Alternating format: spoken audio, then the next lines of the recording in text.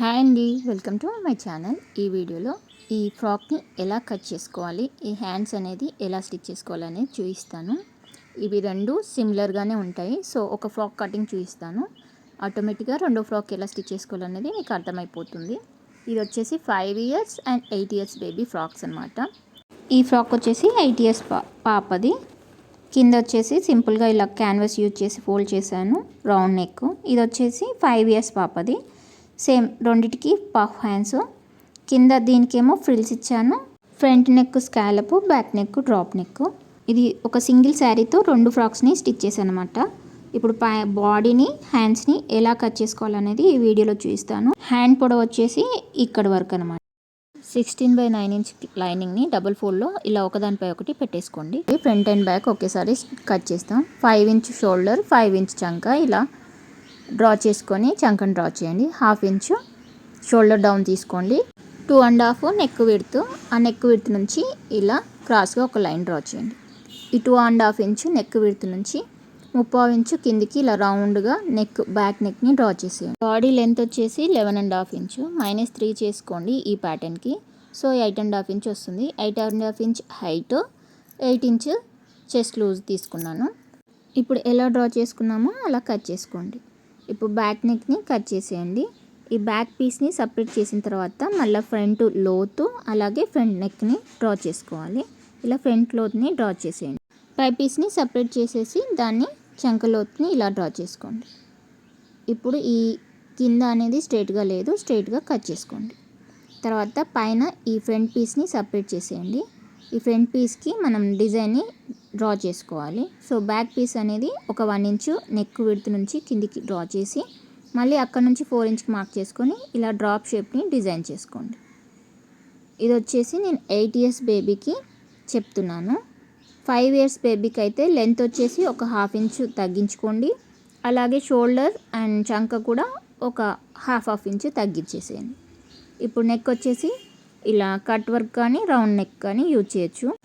ఇప్పుడు కట్ చేసుకున్న బ్యాక్ పీస్ని ఇలా మెయిన్ క్లాత్ సీదా పైన పెట్టేసి ఈ నెక్ డిజైన్ ఎలా ఉందో అలా చుట్టూ ఒక స్టిచ్ వేసుకోండి. ఇవి వేసుకునేటప్పుడు కదులుతుంది అనిపిస్తే మీరు పిన్స్ని యూజ్ చేసి క్లాత్ని సరిగా పట్టుకోండి.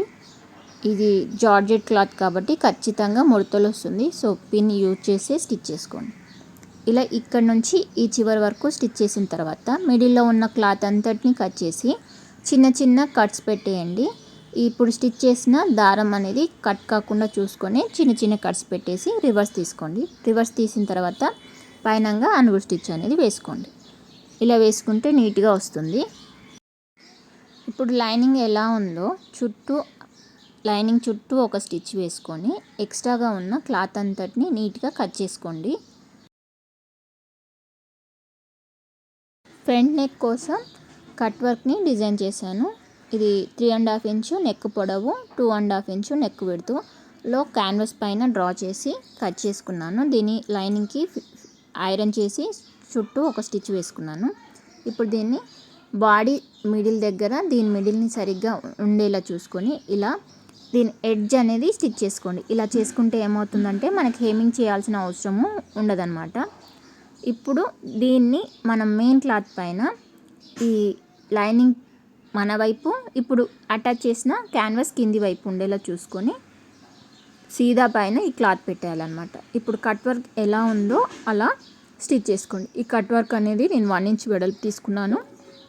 1/2 ఇంచ్ కంటే కొంచెం విడ్త్ తక్కువలో తీసుకున్నాను, ఎందుకంటే చిన్నపిల్లలకు ఆ సైజ్ అయితే సరిపోతుంది.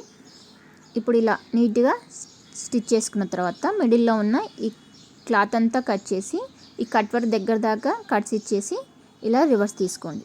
రివర్స్ తీసుకున్నాక పైనంగా ఒక అనుగు స్టిచ్ అని వేసుకోండి.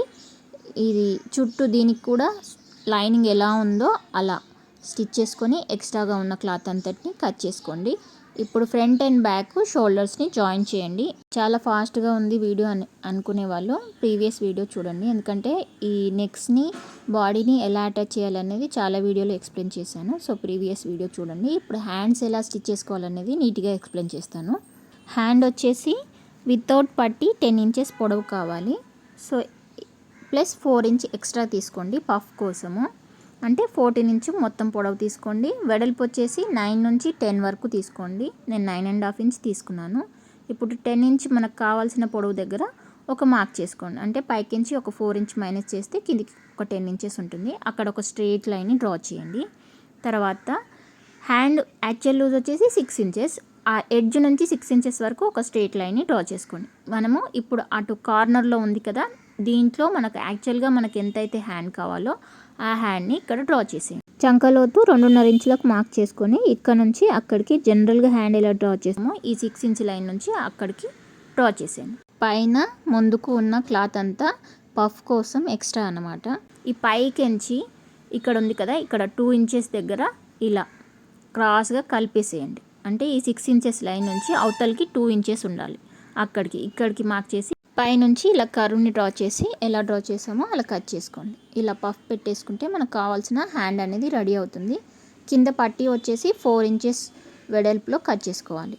4 ఇంచ్ వెడల్పు అండ్ 12 ఇంచ్ పొడవు.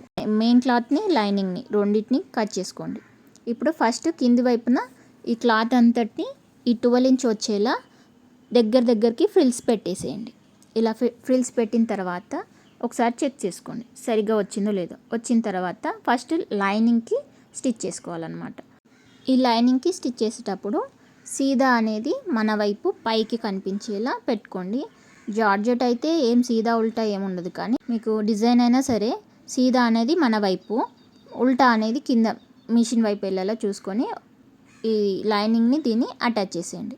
ఇప్పుడు దీన్ని ఇలా ఉల్టా వైపు తిప్పేసి లైనింగ్ ఎడ్జ్కి మన పట్టీ సేమ్ ఎలా ఉందో అలా కట్ చేసుకున్న పీస్ని స్టిచ్ చేసుకోవాలి. ఇది అనేది సీదా అనేది లైనింగ్ వైపు ఉండాలి, ఉల్టా అనేది మన వైపు ఉండేలా చూసుకొని స్టిచ్ చేసుకోండి.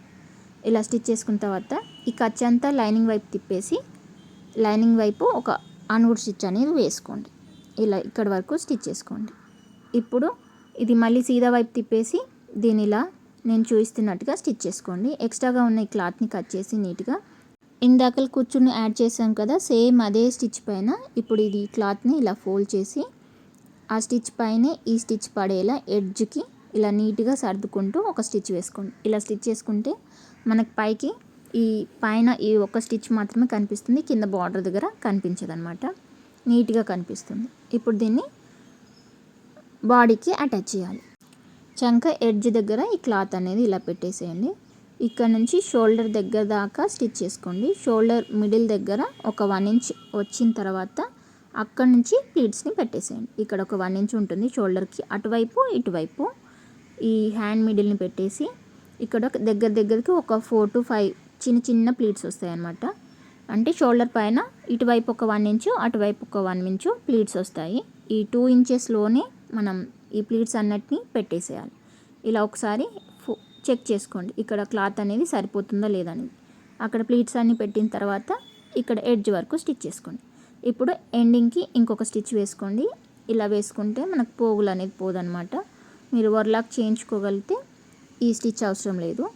ఇప్పుడు ఈ హ్యాండ్ అనేది నడుం దగ్గర నుంచి ఇక్కడ వరకు క్లోజ్ చేసుకుంటే మనకు కావాల్సిన హ్యాండ్ డిజైన్ అనేది రెడీ అయిపోతుంది. నేను బాడీకి లైనింగ్ని మెయిన్ క్లాత్ని ఆల్రెడీ అటాచ్ చేశాను, సో అందుకని డైరెక్ట్ హ్యాండ్స్ అటాచ్ చేశాను. ఇలా స్టిచ్ చేసిన తర్వాత హ్యాండ్ అనేది చూడటానికి ఇలా ఉంటుంది. ఇది హ్యాండ్ వేసుకుంటే తెలుస్తుంది అనమాట దీని లుక్ అనేది. పైన పఫ్ వస్తుంది, కింద పట్టి బాగా కనిపిస్తుంది. నేను 8 years బేబీకి ఏమో సింగిల్గా ఫోల్డ్ చేశాను సింపుల్గా క్యాన్వాస్ని అటాచ్ చేసి. ఈ 5 years బేబీకి ఏమో కింద ఇలా 5 inch లెంత్లో ఇలా ఫ్రిల్స్ పెట్టేసి క్లాత్ని అటాచ్ చేశాను అనమాట. ఇలా ఫ్రిల్స్నైనా అటాచ్ చేసుకోవచ్చు, లేదా డబుల్ ఫోల్డ్ చేస్తే మాత్రం ఇది జార్జెట్ క్లాత్ కాబట్టి కింద క్యాన్వాస్ని కానీ లేకపోతే క్యాన్ కానీ లోపల యూజ్ చేస్తే కింద లుక్ చూడడానికి బాగుంటుంది, ఫ్లేర్ కూడా బాగా అనిపిస్తుంది. ఓవరాల్గా ఫ్రాక్ని స్టిచ్ చేసిన తర్వాత ఇలా ఉంటుంది బేబీ ఫ్రాక్. ఈ డిజైన్ ఎలా అనిపించిందో కామెంట్ చేయండి. నచ్చితే మాత్రం లైక్ చేయండి, షేర్ చేయండి, సబ్స్క్రైబ్ చేసుకోండి.